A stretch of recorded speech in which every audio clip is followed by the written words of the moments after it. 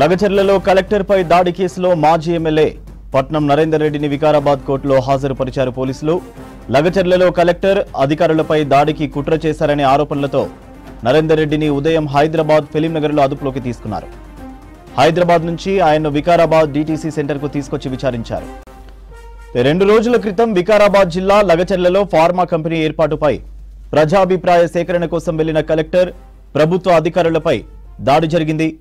ఈ కేసులో మాజీ ఎమ్మెల్యే పట్నం నరేందర్ రెడ్డి కీలకంగా వ్యవహరించినట్టు పోలీసులు భావిస్తున్నారు.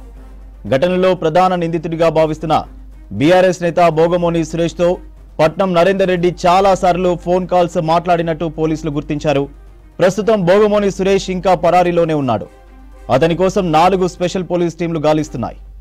మాజీ ఎమ్మెల్యే పట్నం నరేందర్ రెడ్డి అరెస్ట్ విచారణకు సంబంధించి మరిన్ని డీటెయిల్స్ ధనరాజ్ లైవ్ లో అందిస్తారు. ధనరాజ్, పట్నం నరేందర్ విచారణకు సంబంధించి డీటెయిల్స్ ఏంటి?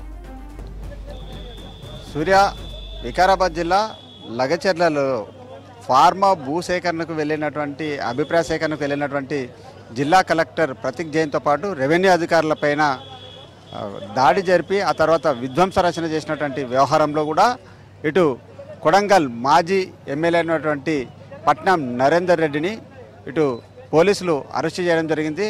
ఆ తర్వాత హైదరాబాద్ నుంచి వికారాబాద్ జిల్లా డిస్టిక్ హెడ్ క్వార్టర్లో విచారణ చేశారు. ఆ తర్వాత పరిగి పోలీస్ స్టేషన్లో విచారణ అనంతరం కొడంగల్లో ఉన్నటువంటి ప్రభుత్వ వైద్యశాలలో అతనికి వైద్య పరీక్షలు నిర్వహించిన తర్వాత కొద్దిసేపటి క్రితమే ఇక్కడ ఉన్నటువంటి కొడంగల్ మెజిస్ట్రేట్లో హాజరుపరచడం జరిగింది.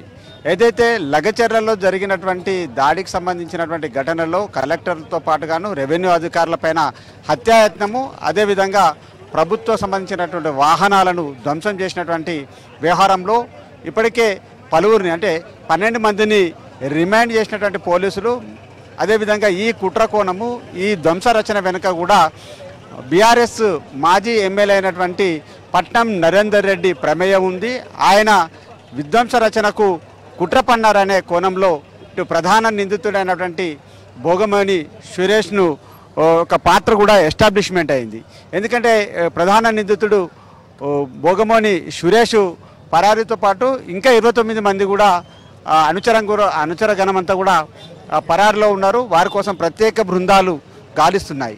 మరోవైపున చూసినట్టయితే లగచర్లలో ఏదైతే ఫార్మా భూసేకరణకు సంబంధించి ప్రజాభిప్రాయం కోసం వెళ్ళినటువంటి జిల్లా కలెక్టర్తో పాటుగాను రెవెన్యూ అధికార బృందం పైన ముందస్తుగానే ప్లాన్ ప్రకారంగా ఒక ధ్వంస రచన చేశారు. దీనికి పట్నం నరేందర్ రెడ్డి అదేవిధంగా భోగమోని సురేష్ పాత్ర ఎస్టాబ్లిష్మెంట్ అయింది. భోగమోని సురేష్తో పాటు నరేందర్ రెడ్డికి మధ్య ఫోన్ కాల్ సంభాషణ కూడా 42 సార్లు జరిగింది. అదేవిధంగా వాట్సాప్ కాల్ ద్వారా కూడా వీరు ఈ ధ్వంస రచన చేశారనే విషయాలపైన ఇప్పటికే పోలీసులు పలు ఆధారాలను కూడా ఎస్టాబ్లిష్మెంట్ చేయడం జరిగింది. ఈ కోణంలోనే పలువురు అనుమానితులను కూడా విచారణ జరిపిన తర్వాత ఈ లగచర్లలో జరిగినటువంటి దాడికి సంబంధించిన వ్యవహారంలో ముందస్తుగానే అక్కడ ఉన్నటువంటి రైతులకు కర్రలు, అదేవిధంగా రాళ్ళు, కారం పొడి ఇచ్చి ముందస్తుగా వాళ్ళను అంటే కలెక్టర్ రెవెన్యూ అధికారులను రైతుల దగ్గరికి తీసుకెళ్ళి ఆ తర్వాత దాడికి పాల్పడేలాగా ఉసిగొల్పే వ్యూహరచనలో మాత్రం పట్నం నరేందర్ రెడ్డి భాగస్వామ్యం వహించారనేది ఎస్టాబ్లిష్మెంట్ అయింది. ఈ క్రమంలోనే పోలీసులు ఆ దిశగా కూడా పలు కేసులు నమోదు చేసి ఆ తర్వాత విచారణ కొనసాగించారు.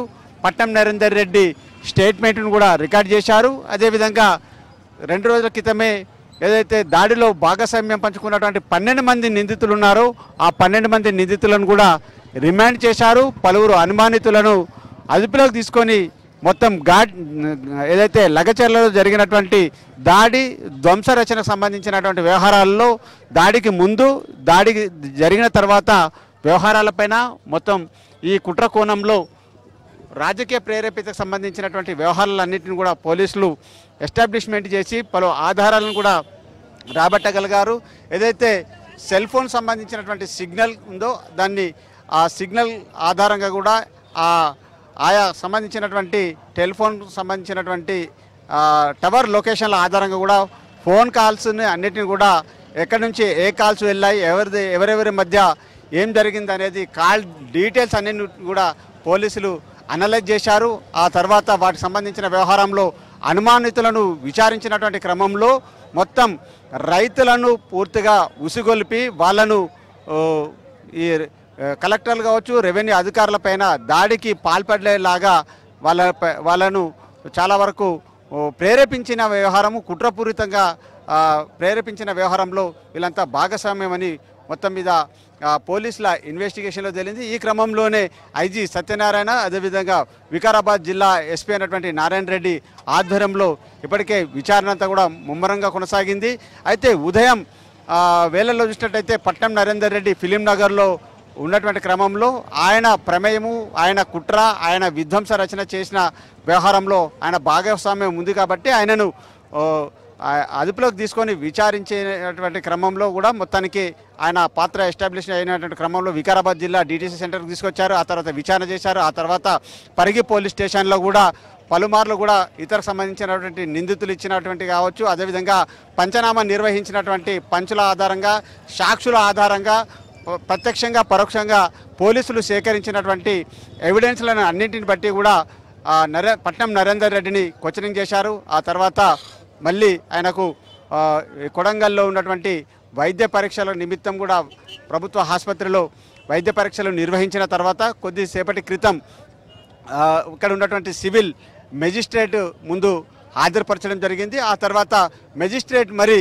ఆయనకు 14 రోజుల పాటు రిమాండ్ ఇచ్చిన తర్వాత మళ్ళీ పోలీసులు కస్టడీ తీసుకొని విచారించే అవకాశం ఉంది. ఈ క్రమంలోనే పోలీసుల తరపు న్యాయవాదులు కూడా కస్టడీకి సంబంధించినటువంటి పిటిషన్ కూడా వేయనున్నారనే సమాచారం అందుతుంది. అయితే కొడంగల్ ఇప్పుడు మనం చూస్తున్నటువంటి సివిల్ జడ్జ్ సంబంధించినటువంటి ఈ కొడంగల్ మెజిస్ట్రేట్ ముందు కూడా పెద్ద ఎత్తున పోలీసు బలగాలు భారీగా మోహరించారు. అంతేకాకుండా కూడా ఇక్కడ 4 రోజుల పాటు ఇంటర్నెట్ సంబంధించినటువంటి కనెక్షన్ అంతా కూడా తీసివేయడం జరిగింది. ఎలాంటి పుకార్లు కానీ ఎలాంటి శాంతి భద్రతలకు విఘాతం కలగకుండా కూడా పోలీసులు పూర్తి మొత్తం బందోబస్తును కూడా కొనసాగిస్తున్నారు. అడుగడుగున కూడా అనుమానితులకు సంబంధించినటువంటి వారిపైన నిఘా కొనసాగుతుంది. మరోవైపున పట్నం నరేందర్ రెడ్డి అనుచర వర్గం కావచ్చు, ఆయన శ్రేణులంతా కూడా పెద్ద ఎత్తున ఈ పరిసర ప్రాంతాలకు చేరుకోవడంతో కూడా చాలా వరకు ఏం జరుగుతుందనే ఒక ఉత్కంఠ కొనసాగుతున్నటువంటి క్రమంలో పోలీసులు ఎక్కడికక్కడ